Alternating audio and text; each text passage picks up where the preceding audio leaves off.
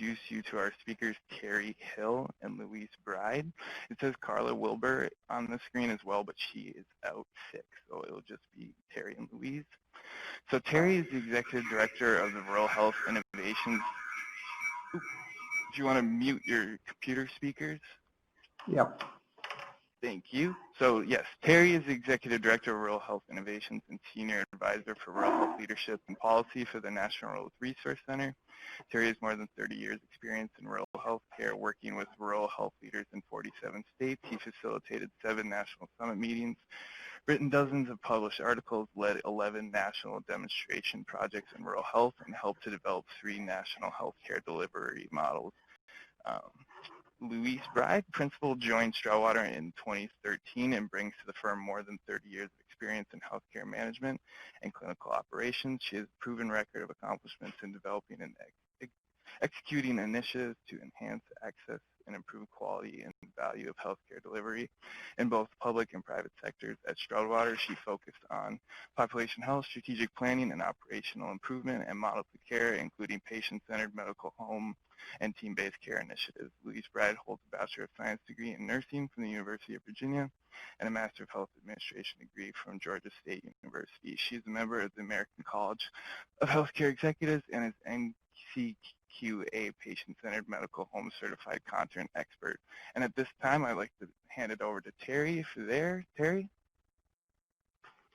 Yeah, thank you very much, Andy, and welcome everyone. I think we have a really good program today. We have folks from the Strawwater firm. Strawwater is an organization that our National Rural Health Resource Center has worked with now for, gosh, I think it's more than 20 years. And we're really pleased to have both Louise and Carla available today to talk about this care management program.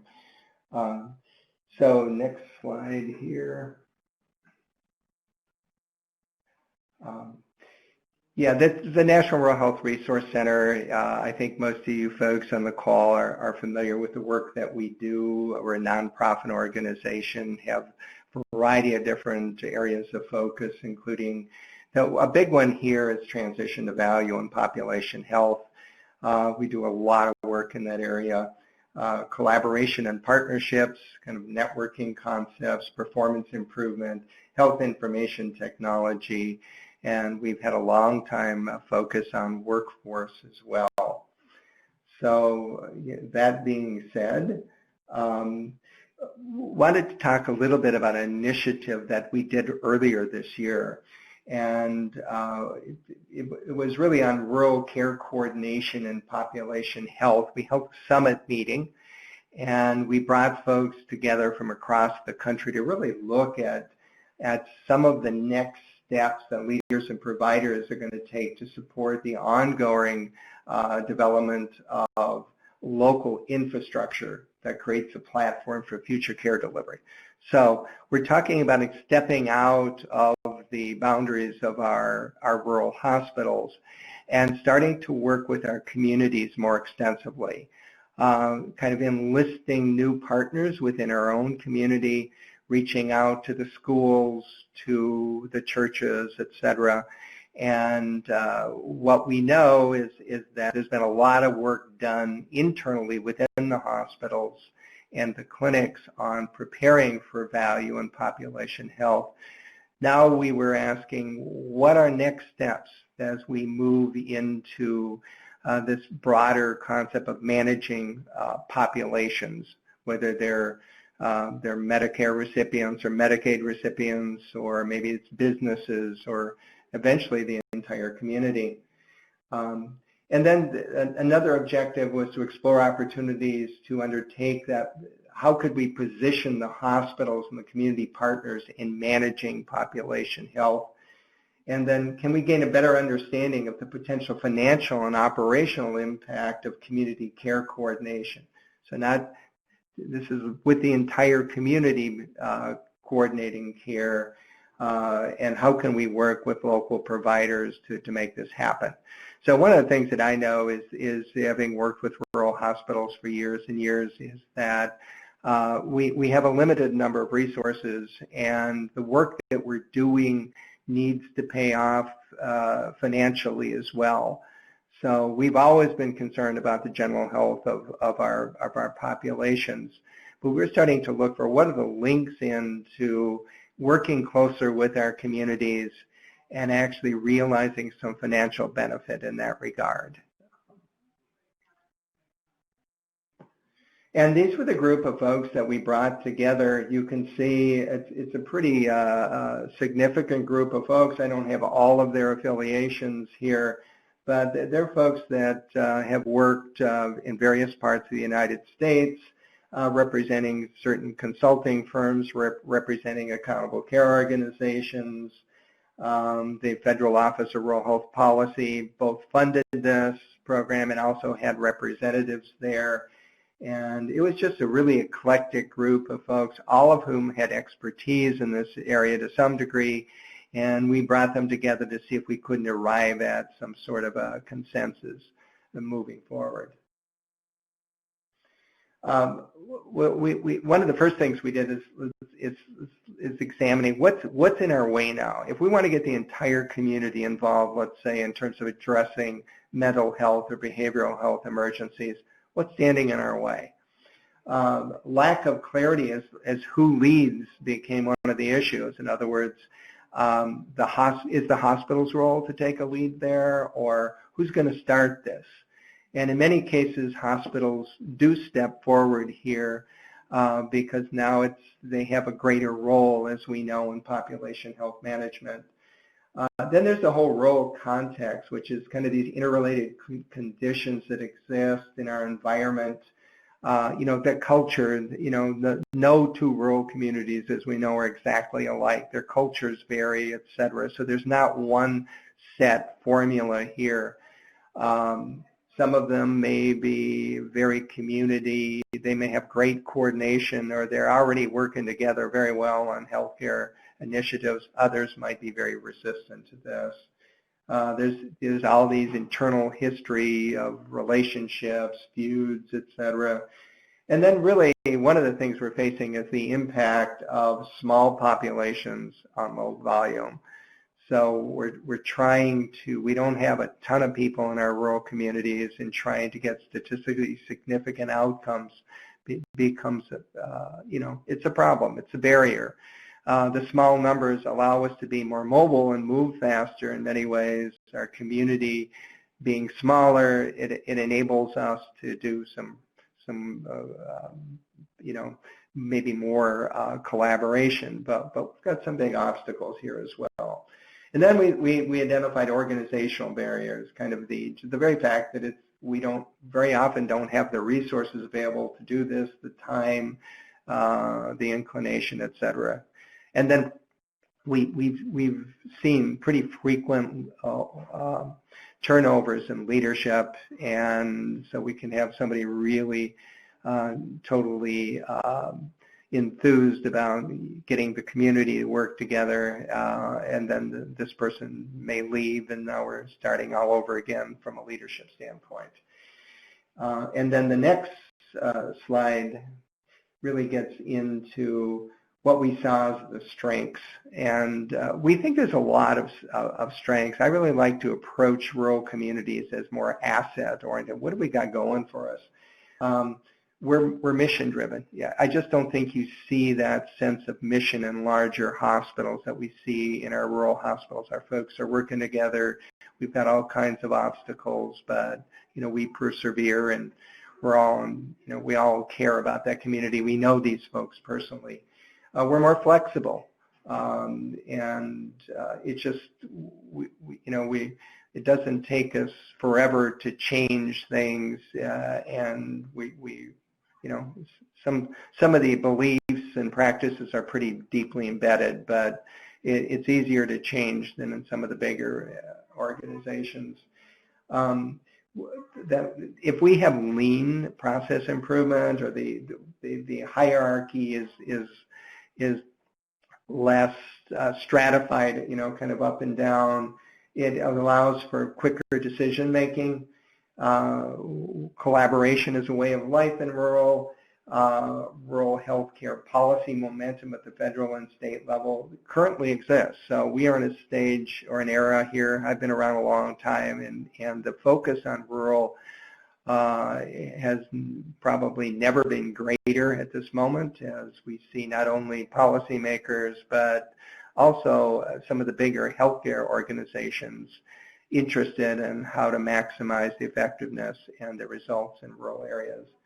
And then really community capital through, I mean, people are proud of their communities. And we thought those were all really good assets as well.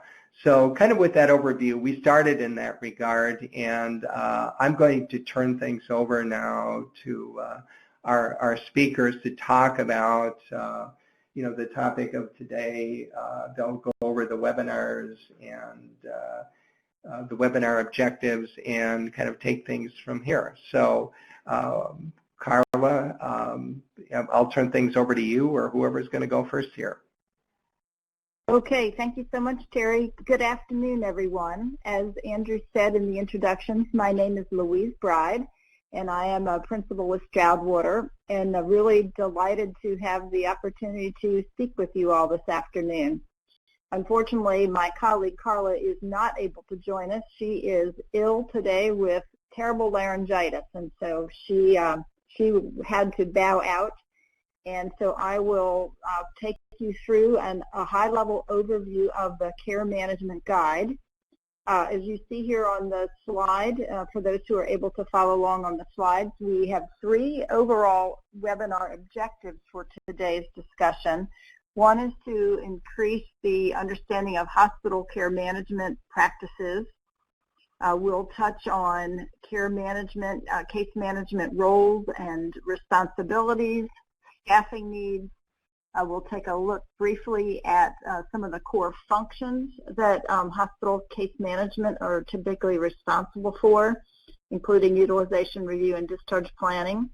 And then our third objective, and really the second section of the content in the guide, if you will, is to talk about the components that are essential for an organization to develop a care management model and the capabilities and competencies around care management that are really important for an organization to have in place in transitioning successfully from that fee-for-service reimbursement environment that we're all accustomed to from the past to the continuously growing focus on value-based reimbursement instead. So those are our 3 overall objectives. What I'd like to do now is just dive in and start to give you an overview of the manual. Stroudwater actually prepared the original manual a number of years ago, and earlier in this year, in the spring, the Resource Center approached Stroudwater and requested that we do an update, since the manual at that point, or the guide, was several years old. And one of the things that they asked us to do in particular was to address and add in to the manual a section related to population health. As you have just been hearing from Terry, that's been an area of focus of the Rural Health Resource Center. And so they asked us to expand the Care Management Guide to incorporate some of that information and some of those core concepts. And so that will be what we will spend a bit of time on at the end of my presentation today. And the guide itself really follows along with the objectives that I just mentioned. There are really 2 broad areas of focus. One is talking specifically about hospital-based case management, which I'm assuming many of you are involved in or have as areas of responsibility in your respective facilities. And then the other section of the manual, as I say, really will delve into care management in the context of value-based reimbursement models and in the context of population health. So with that, let us dive right in. Several years ago, Stroudwater prepared this transition framework. It is titled the Population Health Transition Framework. I know on the slide it's pretty tiny and difficult to see. It will be a lot easier to look at if you expand the size of the slide, or obviously if you print it out, which I would encourage you to do at your convenience so that you can more easily take a look at some of the content in the individual boxes. Basically, there are three sections, if you will, to this transition framework. The top portion is reflecting the delivery system, and those sections of the transition framework are really talking about the imperative to transform the traditional episodic sick care delivery system for healthcare in this country to a more health and wellness and preventive care approach, which are all important components when you think in terms of the population and overall population health. And again, are really important as an organization moves from that traditional fee-for-service reimbursement environment to value-based reimbursement. That middle section, which is enclosed in the, or encircled in the box, is what we call really the backbone of this framework. And that really is the section that addresses at each phase in the transition as the environment moves from fee-for-service. You're moving from left to right.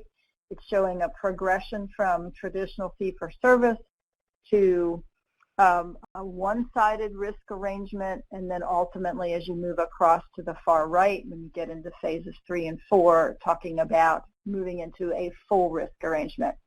And so that middle row is talking about the organizational capabilities, the infrastructure, processes, resources, et cetera, that an organization needs to have to be successful in a value-based reimbursement environment. And as I've already mentioned, the bottom half then really gets at the payment system. So the goal would be that as the payment system evolves and changes, then the delivery system moves in lockstep and transforms accordingly, really utilizing that backbone to provide guidance as to what needs to be in place at each stage of the game. So moving on from that, then we'll talk, and this is actually just shows you the slide that covers the content that we just talked about. So moving on, then the next set of slides is really where we delve into the topic of care management itself. Why is care management important? And we will spend a little bit of time talking about some of the main definitions.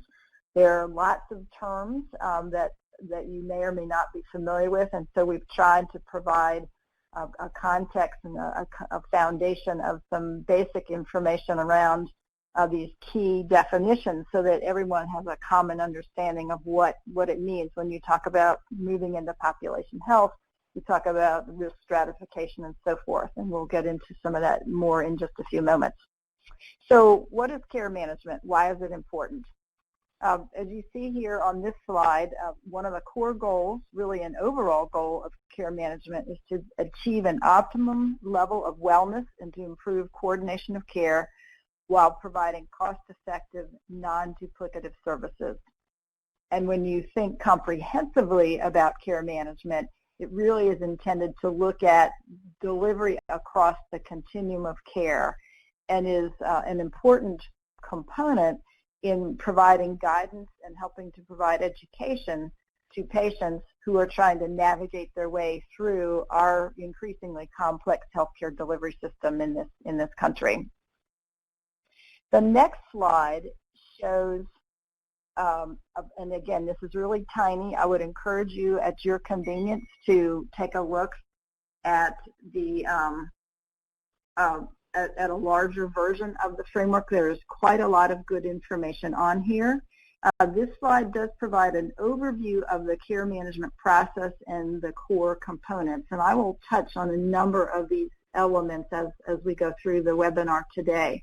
But there's quite a bit of good information on here, and I do encourage you to take a little bit of time to familiarize familiarize yourself, I cannot speak here, with this framework.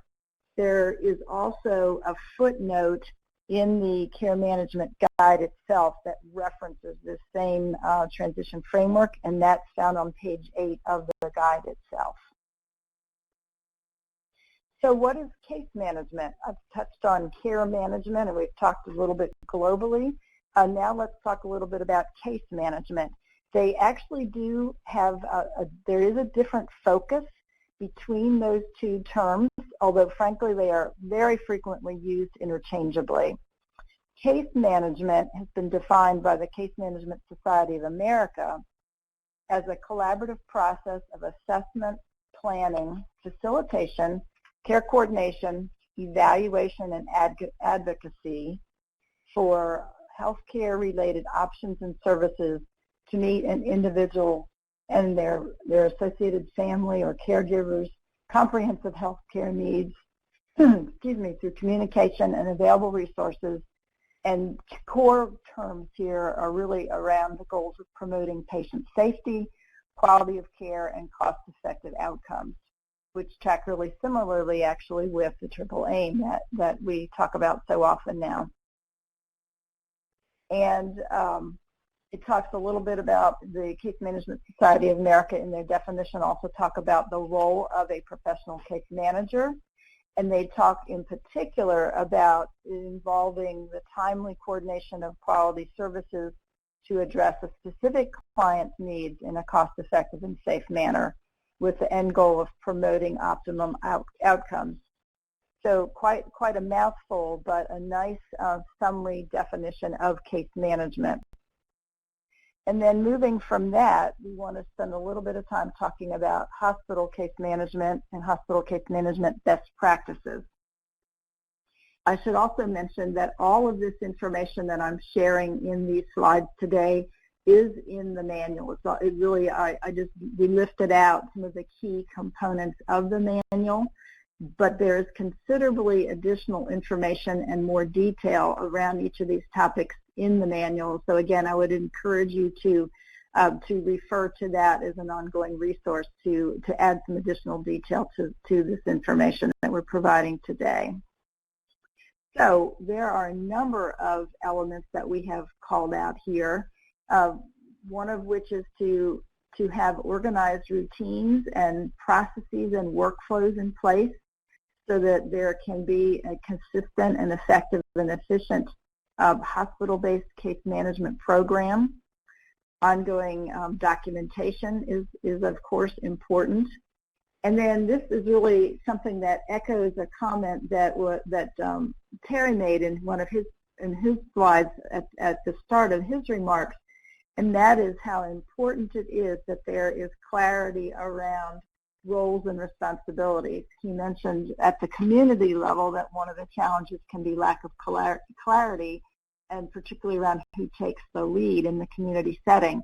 And the same can be true in a hospital setting, particularly as we'll talk in a little bit later, as it relates to then the hospital's responsibilities to interface with accountable care organizations. And so it is really important that roles and responsibilities around case management are clearly defined. Ideally, there will be one or more clinicians available and involved who bring that clinical background, which is certainly important from the standpoint of identifying the clinical conditions that an individual or individuals are dealing with, and then the associated case management needs that are identified.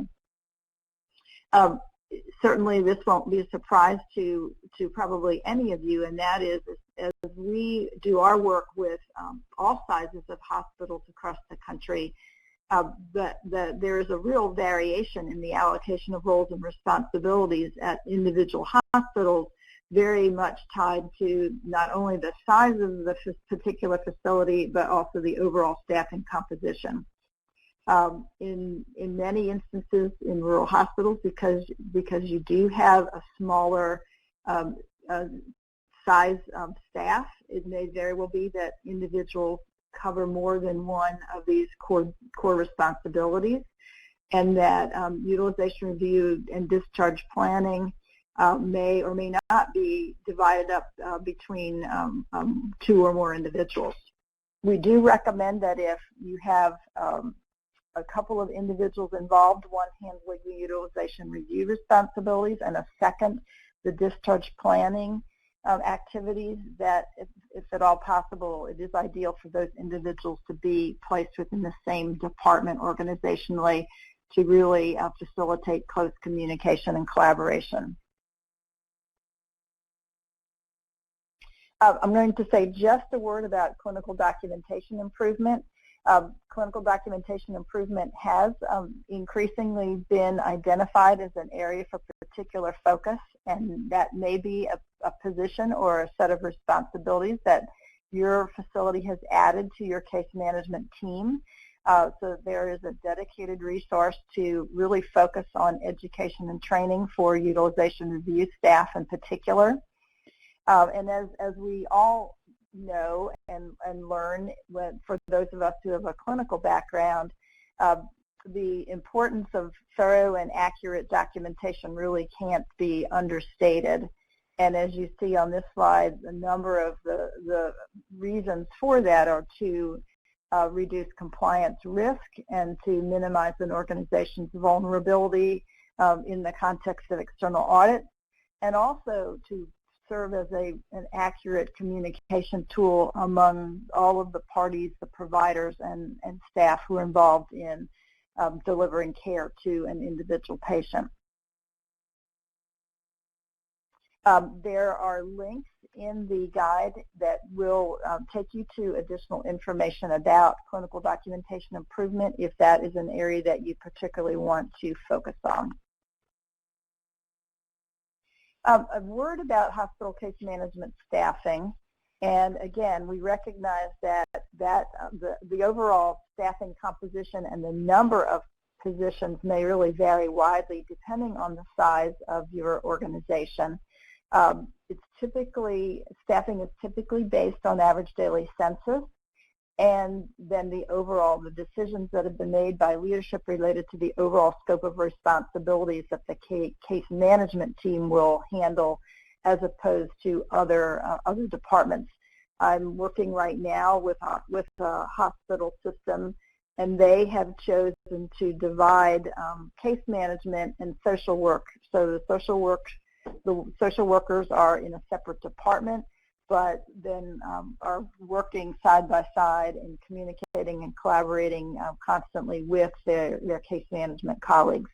Other organizations may have those two positions together under the umbrella of case management, so you will certainly see variation.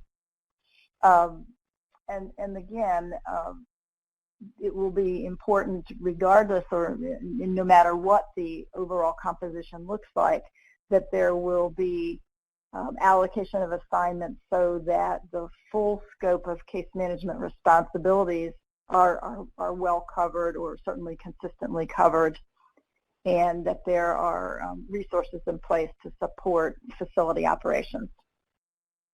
There's considerable additional information in the care management guide on pages 11 and 12. Actually, starting really at page 9, 10, 11, and 12 will give you considerably more information about some of the details around the roles and responsibilities, as well as some additional thoughts related to case management staffing.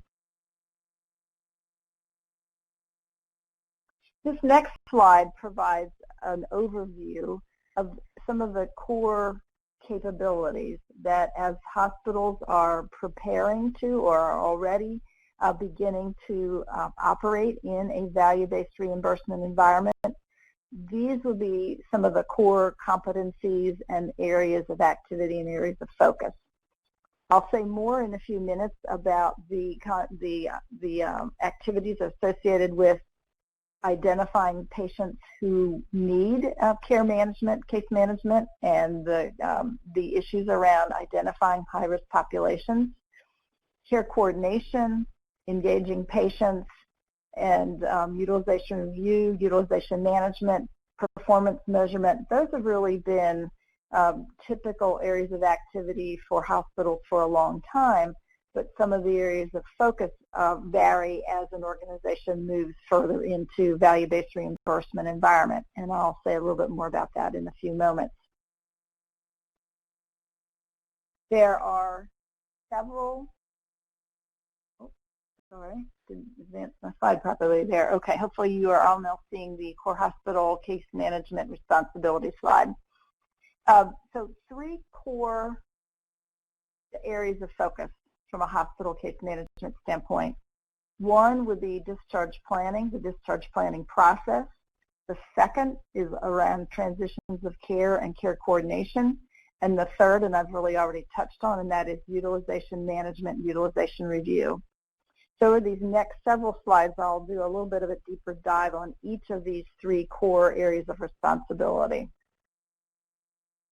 So the discharge planning process, and I do need to say that I guess it's an ongoing process, because we actually worked on, as I mentioned, the Rural Health Resource Center had invited us or asked us earlier in the spring to update the manual.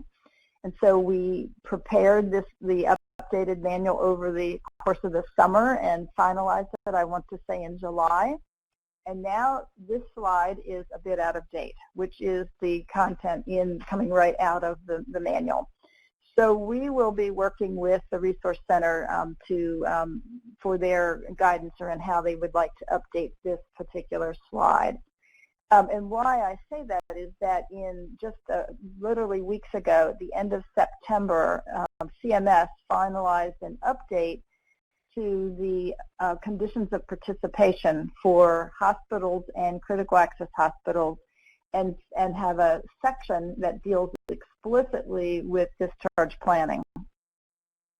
And so in addition to the information that you see here on the slide around the 4-stage discharge planning process, I wanted to mention what the update involves in terms of this updated set of conditions of participation. I also want to mention that when CMS released the final rules, they did stipulate a very short turnaround time for hospitals and critical access hospitals to institute these new provisions. The final rule does state that hospitals are to have these new provisions in effect, effective 11/29 of 19, which is the end of this month. So a really short turnaround time. However, they do state that for the most part, that what they have formalized in the new rules is very consistent with what you all have really been doing and what hospitals nationally have been doing as it relates to the discharge planning process. So the new conditions of participation now call out specifically a requirement for hospitals, including critical access hospitals, to have a quote-unquote effective discharge planning process in place. So evidence of a formal discharge planning process. The second major element in the update is that there is a requirement for patients upon discharge to be provided the necessary medical information for they themselves to take at the time of discharge related to their ongoing healthcare needs, but also a requirement that pertinent medical information is provided to post-acute care and outpatient providers who will be providing ongoing care upon discharge. A third element that is called out in the updated rule is that the hospitals are now required to provide a list of available post-acute care providers in the geographic area that's relevant for the patient, and to share quality and resource use data related to those post-acute care providers to their patients in preparation for discharge. And finally, the rules, well, in terms of kind of big picture here, I mean, there's obviously considerable detail, but lastly, the other important point we wanted to call out is that hospitals are now expected to focus they're very explicit about this, and that is focusing on patient and their family or caregivers' goals and treatment preferences in developing the discharge plan, and that the patient and their family are to be involved in the preparation or in the formation of that discharge plan. So those are all elements that are now called out in this updated conditions of participation related to discharge planning. The next slide does show you just graphically those 4 core elements that have been called out in the previous conditions of participation and certainly are still relevant. So screening patients, assessing their post-discharge needs, which are really important steps in order to be able to develop an appropriate and effective discharge plan, and then finally taking the necessary action steps to begin to prepare that individual for discharge and to implement that discharge plan.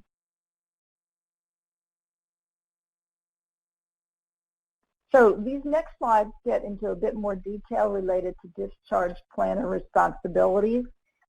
Timeliness has been and continues to be a particular area of focus to ensure that the discharge planning process really is to start upon admission or as quickly as is feasible thereafter, ideally within 24 hours, and to do that discharge planning assessment that we spoke about. There's some other detail here related to the value of interdisciplinary huddles and rounding with the provider as a part of that discharge planning process.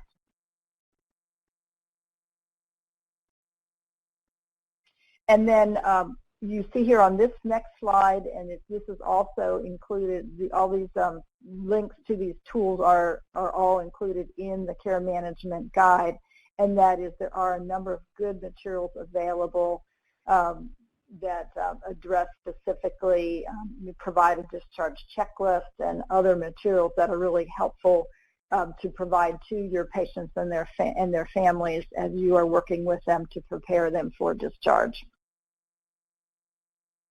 And now I'd like to spend a few minutes talking about transitions of care, that we had listed that as a second core function, coordination of care, transitions of care. Again, looking at definitions, the term care transitions typically is utilized to refer to the movement of patients between healthcare settings, or it can be within the same facility or from one facility to another. It can involve other practitioners, other providers, home health care, and other post-acute care entities would all be elements that would be typically involved as an individual is moving across the continuum of care, and as a patient's conditions and care needs change over the course of what may be either an acute or a chronic illness. Transitions of care, effective management of transitions of care is increasingly a priority. As you all probably are well aware, CMS has certainly in recent years put considerable focus on efforts to prevent avoidable readmissions. PDS hospitals pay a penalty if their avoidable hospital readmission rates are above a CMS established threshold. Unnecessary or poorly managed care transitions can be a source of really significant frustration and dissatisfaction for our patients and their families. And the last bullet really ties back to my earlier comment around readmissions. Certainly as an organization moves into value-based reimbursement environment, there is considerable focus on quality of care as well as on cost of care. And high readmission rates are costly to payers and could be a deterrent for hospitals who are interested in partnerships or affiliations with other entities. So for all those reasons, it's really important for an organization to focus on transitions of care. Care coordination, community care coordination, I want to say just a word about this. And this was actually a topic that was a particular area of focus at the Population Health Summit that Terry spoke about at the start of today's webinar. And during that summit, the participants took a look at and made some decisions around modifying the definition of community care coordination and adopted the following definition. Community care coordination is a collaboration among healthcare professionals, clinics, hospitals, specialists, pharmacies, mental health, community services, and other resources working together to provide person-centered coordinated care.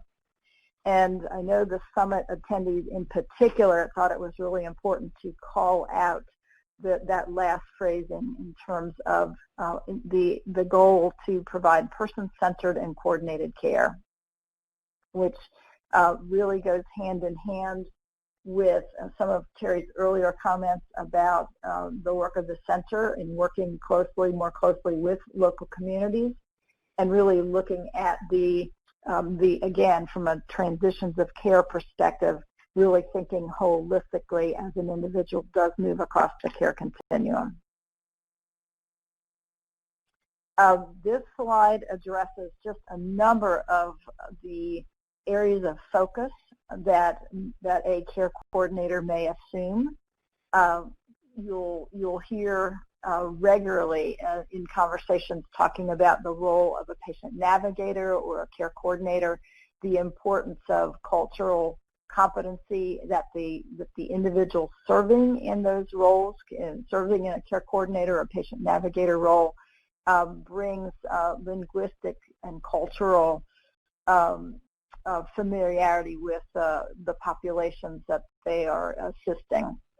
And then a number of specific kinds of supportive services that a community care coordinator can assist with are listed there on that slide. I'd like to say just a word also about post-discharge follow-up. Again, in the increasingly value-based reimbursement environment, there has been considerable data to show that challenging or inadequate post-discharge discharge planning and post-discharge follow-up can directly impact the likelihood of readmission. And so many organizations have now put in place post-discharge follow-up. It may be called a follow-up call or transitions of care call, but specific intentional outreach to individuals following hospital discharge and or emergency department discharge, and that those follow-up calls ideally occur within 24 to 48 hours post-discharge. And again, depending on the size of the organization, the resources that are available, ideally there would be some ongoing follow-up for a period of time for individuals who are identified as high risk for readmission or who are dealing with a set of complicated conditions, often one or more chronic conditions. And so that post-discharge follow-up call becomes a really important mechanism to ensure that the individual understands the discharge instructions and has the necessary resources in place to have a safe and successful course of care beyond hospitalization.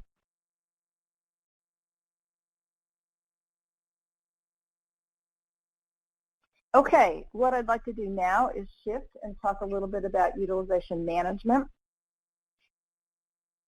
I think we're going to have to speed it up here. I see we're getting low on time here.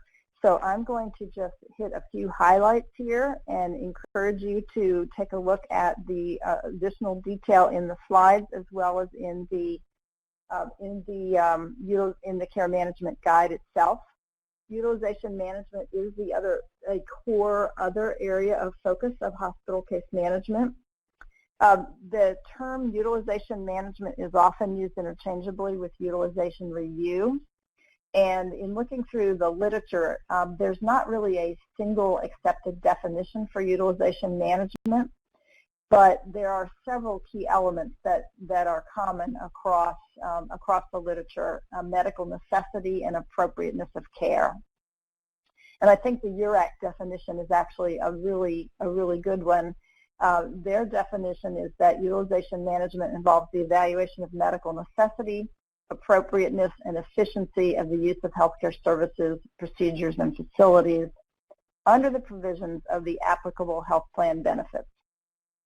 And that it really typically involves at the patient level a review of care based on a determination of medical necessity for plan services. Just a quick word about goals and objectives. You see here, and it really mirrors the definition. So providing appropriate care at the appropriate time in the most appropriate setting for the appropriate length of time with the goal of achieving optimum outcomes.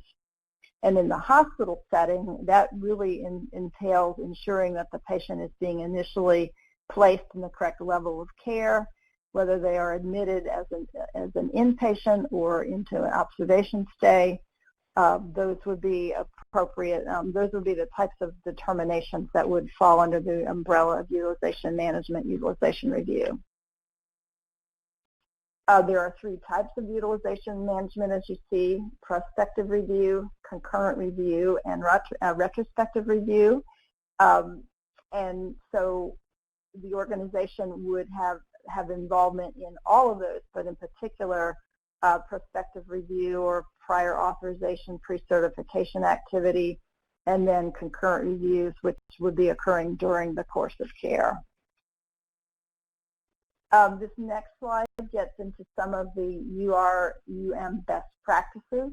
I am not going to go through all this detail, but really looking at face sheets of all new admissions, making sure that whoever is responsible for UR/UM is aware of the particular requirements of that patient's primary payer, and then making sure that the physician's orders and that the documentation really support the identified level of care.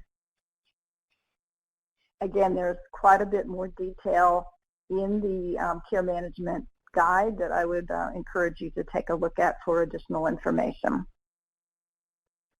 So the next and final section of the guide, and thus the last section of the webinar, is to talk about care management in the context of a value-based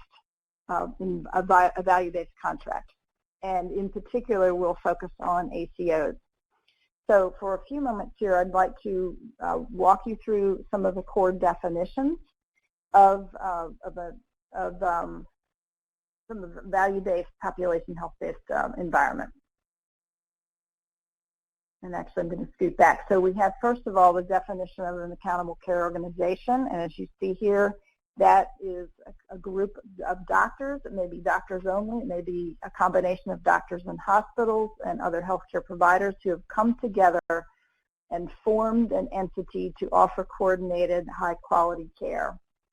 CMS is who set forth the Medicare ACO model as a component of the Affordable Care Act, but since that time there are now Medicaid ACOs and there are commercial ACOs. So that basic model has expanded and grown over time. A few other definitions that we thought would be important to mention here today. The next is ACO members. As I talk about an ACO and the activities of an ACO, you will hear me use the term an ACO member, similar to a health plan. So ACOs are required to have mechanisms to define the population that ACO will be responsible for. And so you will hear interchangeably the terminology attribution or attributing or assigning individuals to a particular ACO. And that mechanism has to be identified, or the population that particular ACO or a particular ACO is going to serve has to have defined who their population is. Once that population has been identified, then the ACO is accountable for both the total cost of care for that defined population as well as quality of care. Therefore, the focus on looking at both aspects of care delivery, both the cost and the quality. And then the other definition on this slide is that of population health. And there are quite a few versions of this kind of floating around out in the literature. But this definition is, we think, a good general definition of population health, which is really talking about the health outcomes of a group of individuals and the distribution of those outcomes within that group. And the population that is being addressed may be a defined ACO population, as we just discussed. It may be a county. It may be a state. It may be, a much small or a larger group. It may be reflective of subsets. You may talk in terms of providing population health services to a group of individuals who are employees of a company, as an example. So there are different ways in which you can form that group that are being attended to from a population health standpoint. Population health is really then building on that. Population health management is really saying you're going to identify and proactively address the needs of the defined group of people that you are focusing on. And that differs from the traditional approach in healthcare delivery to focusing on individual patients kind of one by one or as a family when they seek care or seek to access healthcare services. In a fee-for-service world, that's been historically the approach. In a population health, value-based reimbursement environment, you're really looking at that whole defined group of people and looking at the healthcare status and the healthcare needs of that defined group of people. And finally, one last definition, and that is around risk stratification. I mentioned that briefly earlier. It is called out on that care management framework slide that we talked about at the start of the presentation. And it is a process of categorizing individuals and populations according to their likelihood of experiencing adverse health outcomes. And one very common health outcome that we've already touched on, and that is risk of hospitalization or risk of readmission. And so that is one variable that is utilized when you think about risk stratifying a population. So when we talk about population health management, you're really talking about the organization developing the infrastructure and the capabilities to manage that defined group of people. And one of the ways, or one of the tools that is very important that really supports the ability of an organization to focus on populations or subpopulations is to utilize registries. Registries may be fairly sophisticated electronic tools.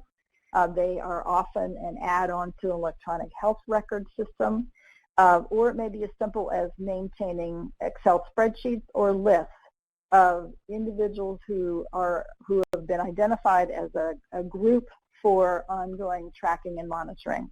It could be, as an example, a registry that has a list of all of the physician practices or the clinic's diabetics, or all the patients that are on a blood center, or all the individuals that are of childbearing age for whom you want to do, educational outreach.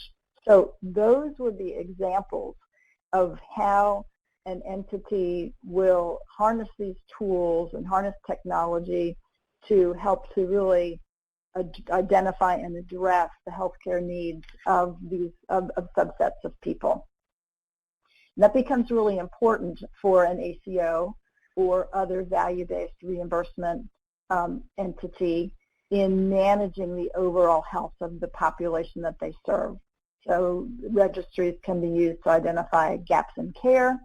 They can be used, as I've already mentioned, to manage all the individuals with a particular chronic condition, and also be used to promote preventive health and wellness, preventive health care screenings, and so forth.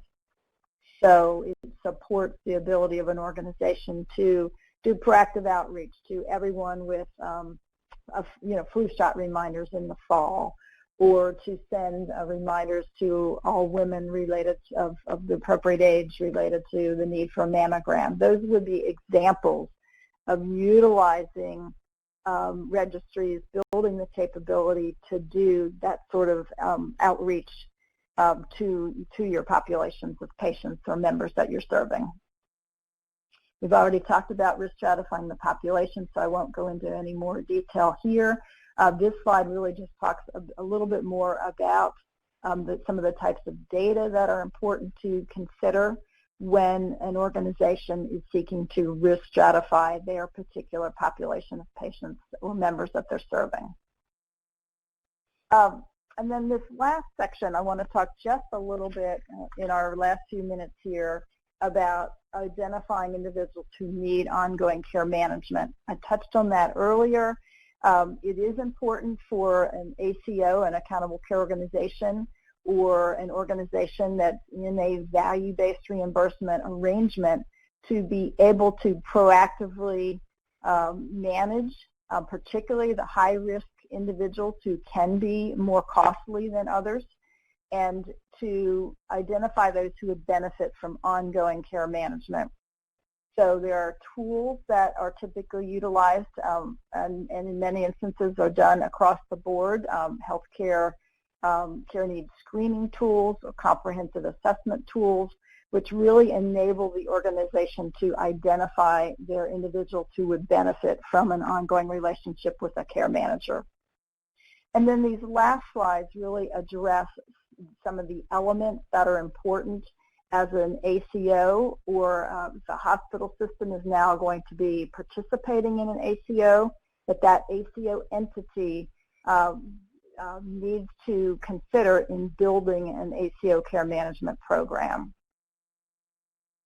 And then these last slides address some of the key strategic and tactical decisions that an organization must make as they are building their ACO program. For a small hospital, for a rural hospital, you may well be participating in an ACO, and the ACO entity itself would be the ones responsible for creating some of this infrastructure, and then should be working closely with their community hospitals, their rural hospitals, to make decisions around the roles and responsibilities. So what will the hospital case managers be responsible for as in relationship to what the ACO care managers will be responsible for? Will the larger ACO entity set forth, here are the tools to use, versus a hospital themselves determining what assessment tools to use? So those would be the kinds of decisions that would vary depending on the organization, and ideally the hospitals would be collaborating and communicating along the way with that larger umbrella ACO entity to be involved in making some of those decisions.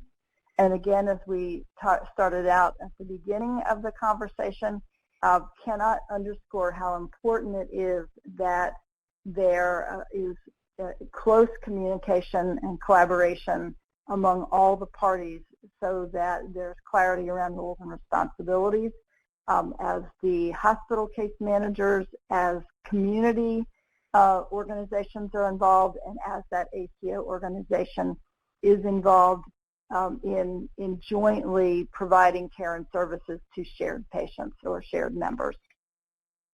I know I have buzzed through these last slides very rapidly, All of this information is found in the Care Management Manual. And I'm sorry to say, Andrew, I think we are out of time. But certainly if you have questions, I would encourage you to submit them, and we will be happy to respond to them and provide answers back to the Resource Center to share with everyone who attended today. And with that, Andrew, let me turn it back to you. Alrighty, thank you, Louise. Thank you so much for a great webinar. Shared a lot of great information in a short amount of time, so thank you.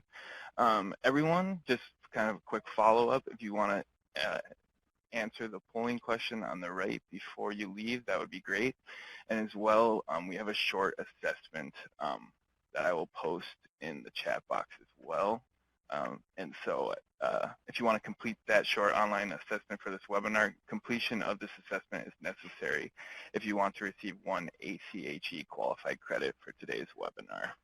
And I also posted my email in the chat, so if you want to send any follow-up questions, and I will connect with Carla and Louise. Other than that, thank you everyone for attending, and have a great day. Thank you so much, everyone.